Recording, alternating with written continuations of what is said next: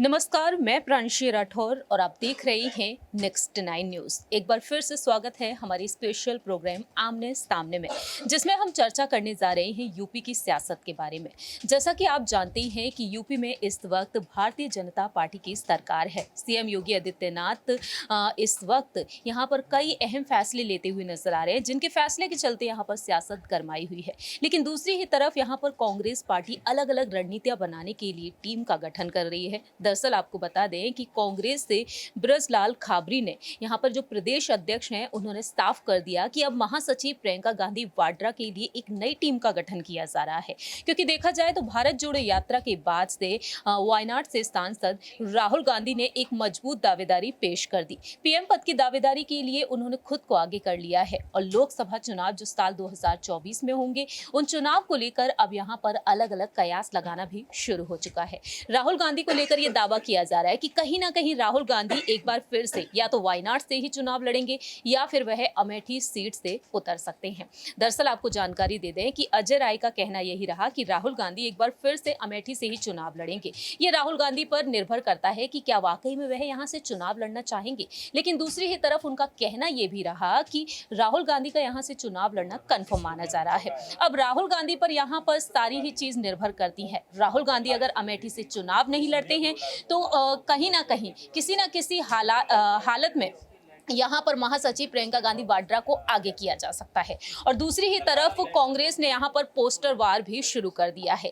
केंद्रीय मंत्री स्मृति ईरानी का ये क्षेत्र कहा जाता है और स्मृति ईरानी 11 मार्च के दिन अब अमेठी का दौरा करने जा रही हैं। ऐसे में देखा जाए तो यहाँ पर स्मृति ईरानी के लिए राहुल गांधी तो बड़ी चुनौती बनती हुई नजर आ रहे हैं, प्रियंका गांधी भी। लेकिन यहाँ पर सपा प्रमुख अखिलेश यादव भी अब पीछे नहीं है। कहीं ना कहीं उन्होंने अपने बयान के जरिए ये इशारा दे दिया है कि अब वह भी अमेठी से अपने प्रत्याशी को आगे करेंगे। लेकिन सवाल यहां पर खड़ा होता है कि जो प्रियंका गांधी वाड्रा एकजुटता का संदेश देती हुई नजर आ रही है, अपील करती हुई नजर आ रही है कि सभी विपक्षी दलों को एकजुट होना है, अब उन प्रियंका गांधी वाड्रा के सामने क्या यहां पर चुनौती देने के लिए अखिलेश यादव उतरते हुए नजर आएंगे। बात करेंगे यहां पर रायबरेली सीट के बारे में।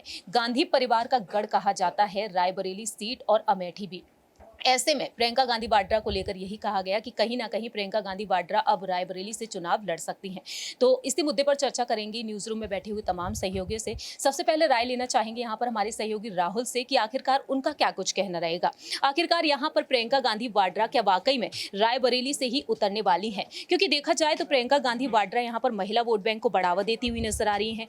हाथ से हाथ जोड़ो अभियान चल रहा है, भारत जोड़ो यात्रा एक बार फिर से शुरू होने वाली है। तो आपको प्रियंका गांधी वाड्रा के मुताबिक क्या वाकई में यहाँ पर यही लगता है कि रायबरेली से उन्हें चुनाव लड़ना चाहिए? सोनिया गांधी के संन्यास को लेकर बात कही जा रही है। देखिए, सबसे बड़ी बात है कि प्रियंका गांधी का जो शुरू से फोकस रहा है वो उत्तर प्रदेश से ही अगर हम देखें तो महिलाओं पर है। जैसे उत्तर प्रदेश में हमने देखा था कि महिलाओं को लेकर जिस तरीके से मैराथन दौड़ की गई, इसके अलावा उन्होंने महिलाओं को आगे बढ़ाने के लिए कई तरीके के कार्यक्रम किए, योजनाएं लागू की, युवाओं को आगे कराने के लिए। अभी राहुल गांधी की भारत जोड़ो यात्रा की अगर हम बात करें, ज़्यादातर उसमें युवा ही नजर आ रहे थे। देखिए, सबसे बड़ी बात क्या है कि कांग्रेस पार्टी में जहां पहले वरिष्ठ नेताओं को जगह दी जाती थी या वरिष्ठ नेताओं पर फोकस किया जाता था, लेकिन अब ऐसा नहीं है, बदलाव किया जा रहा है। और सबसे बड़ी बात है, देखिए, चाहे मैं 2024 के लोकसभा चुनाव की बात कर लूं या इस साल के अंत में जो कई बड़े राज्य हैं उस चुनाव की बात कर लूं, कांग्रेस पार्टी की जो अभी की तैयारियां दिखाई दे रही है वो साफ सीधे तौर पर यह बताती है कि कांग्रेस अब पहले के मुकाबले मजबूत हुई है, क्योंकि उन्होंने अपना नया अध्यक्ष बनाया, मल्लिकार्जुन खड़गे को जिम्मेदारी सौंपी। इसके अलावा हम देख रहे हैं कि खुद राहुल गांधी अब ये देख रहे हैं कि भाई जमीन पर उतरना जरूरी है, क्योंकि अब जब तक जमीन पर नहीं उतरेंगे तब तक आप जनता के बीच में उतना ज्यादा जो है चर्चित नहीं हो पाएंगे या जनता के बीच में आप मैसेज नहीं दे पाएंगे। तो मौजूदा समय में प्रियंका गांधी की अगर बात करें तो शायद उन्हें कहीं ना कहीं अगर बात करें तो देखिए, अमेठी की मैं थोड़ा सा यहाँ पर चर्चा करना चाहूंगा। अमेठी से सांसद हैं स्मृति ईरानी, और जब राहुल गांधी की चर्चा हो रही थी तो स्मृति ईरानी ने कहा ठीक है, अगर आपको लगता है तो आप अमेठी में आ जाइए। तो मुझे ऐसा लग रहा है कि रायबरेली सीट जो की है वो एक सेफ सीट भी है और गांधी परिवार का वहां पर दबदबा भी है। प्रियंका गांधी वहां से अगर लड़ना चाहती हैं तो लड़ लेंगी, लेकिन फिलहाल अभी ये देखा जा रहा है कि प्रियंका गांधी सेफ जोन में रहकर काम कर रही हैं। आखिरी सवाल यहाँ पर ये रहेगा कि अखिलेश यादव यहाँ से भी अपने प्रत्याशी को आगे करना चाहेंगे? देखिए, अखिलेश यादव अमेठी रायबरेली ही नहीं, पूरे उत्तर प्रदेश में हर जिलों पर वो काम कर रहे हैं। क्योंकि अभी हाल ही में हमने उपचुनाव को जिस तरीके से देखा, चाहे मैनपुरी की बात कर लें, चाहे हम जसवंत नगर सीट की बात कर लें या खतौली की बात कर लें, तमाम सीटों पर जिस तरीके से समाजवादी पार्टी, देखिए मैनपुरी जैसी विरासत को अपने पास रख लिया उन्होंने, दोबारा मैनपुरी की विरासत को जीता। तो मुझे ऐसा लग रहा है कि केवल एक ही सीट या एक ही जिला फोकस नहीं कर रही है सपा का मेन फोकस ये है कि उत्तर प्रदेश में लोकसभा की जो 80 सीटें हैं उस पर कम से कम अगर 20 भी निकाल ले जाएं तो बहुत बड़ी बात है। और उत्तर प्रदेश में विपक्ष जिस तरह से मजबूत हो रहा है, ये बताता है कि शायद योगी आदित्यनाथ अब घबरा रहे हैं। जाहिर सी बात है, कहीं ना कहीं यहाँ पर बीजेपी में अब काफ़ी ज़्यादा हंगामा मचते हुए नजर आ सकता है, क्योंकि देखा जाए तो यहाँ पर अखिलेश यादव काफ़ी हद तक एक्टिव हो चुके हैं। 80 लोकसभा सीटों का वह दौरा करना शुरू करेंगे अब मार्च के महीने से, और इन लोकसभा सीटों का फीडबैक लेंगे शिवपाल सिंह यादव। दूसरा सवाल रहेगा यहाँ पर आसिफ से कि आखिरकार उनका क्या कुछ कहना रहेगा। अमेठी में हमें समाजवादी पार्टी का रुख देखने को मिल गया, लेकिन रायबरेली में अगर समाजवादी पार्टी जिस तरीके से उतरने की तैयारी करती हुई अब नजर आ रही है, तो हालात पर गौर किया जाए, आपको यहाँ पर जीत किसकी नजर आती हुई नजर आ रही है? देखिए, इसमें कोई शक नहीं है कि 2022 के विधानसभा चुनाव में समाजवादी पार्टी ने बेहतर किया है, लेकिन वहीं अगर हम 2024 के मद्देनजर देखें तो मुझे नहीं लगता कि समाजवादी पार्टी वो इम्पैक्ट डाल पाएगी जो लोग उम्मीद कर रहे हैं। इसके दो सबसे बड़ी कारण मैं बता रहा हूँ।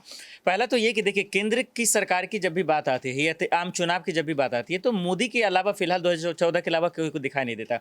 जैसे कि पिछले सेशन में भी मैंने आपको बताया कि मध्य प्रदेश, छत्तीसगढ़ और राजस्थान में 2019 के वक्त बीजेपी हार गई थी, लेकिन उसके बावजूद लोकसभा में वो जीत गई। तो उसी तरीके से यूपी में है कि क्षेत्रीय मुद्दे होते हैं जिसपे दो पार्टियों के बीच में जबरदस्त घमासान होता है, लेकिन लोकसभा में देखिए डबल इंजन की सरकार को ही पसंद कर सब वाराणसी को जो चाहते हैं और मोदी जी को चाहते हैं। तो मुझे लगता है यूपी पे लोगों की निगाहें रहती हैं। हाँ, 10 के आसपास सीटें समाजवादी पार्टी ला पाएंगी। देखिए, बीजेपी कांग्रेस का तो कोई खेल ही नहीं है वहाँ पे, क्योंकि प्रियंका गांधी इतनी कोशिश करने के बावजूद भी 3 दशक को अपनी वापसी नहीं कर पाई। तो मुझे लगता है कि 2024 में 80 में से लगभग 70 या 60 के आसपास बीजेपी को सीटें आ रही है। और अगर बात यहाँ पर प्रियंका गांधी और राहुल गांधी की रणनीतियों पर रुक किया जाए, पल्लवी पटेल कहती हैं कि दोनों ही पार्टियों का अब गठबंधन हो जाना चाहिए, तो आपको गठबंधन की आशंकाएं नजर आ रही हैं जिस तरीके से प्रियंका गांधी अपील करती हुई नजर आई है विपक्षी दलों से? देखिए, राहुल गांधी और प्रियंका गांधी के प्लान को देखेंगे प्रांशी दी, तो हम लोग को जियो के शुरू के स्टार्टिंग के जो है वो प्लान की तरह दिखेगा कि भाई मार्च तक फ्री में मिल रहा है, सारी चीज़ लूट लो, और उसके बाद जनता खुद लूट रही है। आज देखिए कितने महंगे रिचार्ज हैं। मुझे लगता है राहुल प्रियंका से कुछ होने वाला इसलिए नहीं है क्योंकि ये ज़मीन से जुड़ना ही नहीं चाह रहे। क्योंकि देखिए, इन्होंने भले ही नेहरू जी की चर्चा होती है, फिर मनमोहन सिंह की चर्चा होती है, लेकिन ये लोगों से कनेक्ट ही नहीं हो पा रहे। क्योंकि आज के सोशल मीडिया के दौर में, डिजिटल ज़माने में लोगों से जुड़ना बहुत बड़ा टफ हो गया। आप खुद सोचिए ना, आज लोग परिवार के साथ वक्त नहीं देना पा रहा है, उसकी दे पाता है। क्यों? क्योंकि सबसे बड़ी चीज़ है मोबाइल। तो आज के ज़माने में लोगों से जुड़ना बहुत मायने रखता है, और ऐसे में विपक्ष के लिए यही चुनौती है कि आप लोगों से जुड़ेंगे क्या। भारत जोड़ो यात्रा आपने किया, देखिए कितना इंपैक्ट पड़ा, लेकिन उसके बाद फिर क्या करें, फिर एसी में जाकर आराम कर रहे हैं। तो अगर 2024 के चुनाव में कुछ इंपैक्ट डालना चाह रहे हैं तो उसके लिए आपको ग्राउंड पे अभी से उतरना पड़ेगा, नहीं तो मुझे लगता है कि जुड़ना इतना आसान नहीं रहेगा। जैसा कि यहाँ पर आसिफ जी और राहुल जी ने अपनी बात रखी, अब देखना यही दिलचस्प होगा कि वाकई में यहाँ पर प्रियंका गांधी वाड्रा और अखिलेश यादव के बीच एक भिड़ंत देखने को मिलेगी, क्योंकि यहाँ पर पल्लवी पटेल का यही दावा है कि गठबंधन हो जाना चाहिए। दूसरी ही तरफ ओफी राजभर कहते हैं कि अखिलेश यादव, मायावती को एक बार फिर से साथ में आ जाना चाहिए। लेकिन देखना यही दिलचस्प होगा कि जब 2024 में लोकसभा चुनाव होंगे, इन लोकसभा चुनाव के लिए प्रियंका गांधी और अखिलेश यादव की रणनीतियाँ क्या वाकई में सफल होती हुई नजर आएंगी। लेकिन रायबरेली में आखिरकार यहाँ पर जीत बोलती हुई कौन सी पार्टी नजर आएगी, ये वक्त के साथ साथ ही पता चलेगा। फिलहाल हमारी इस रिपोर्ट में इतना ही। बाकी की तमाम अपडेट्स के लिए आप देखते रहिए नेक्स्ट 9 न्यूज़।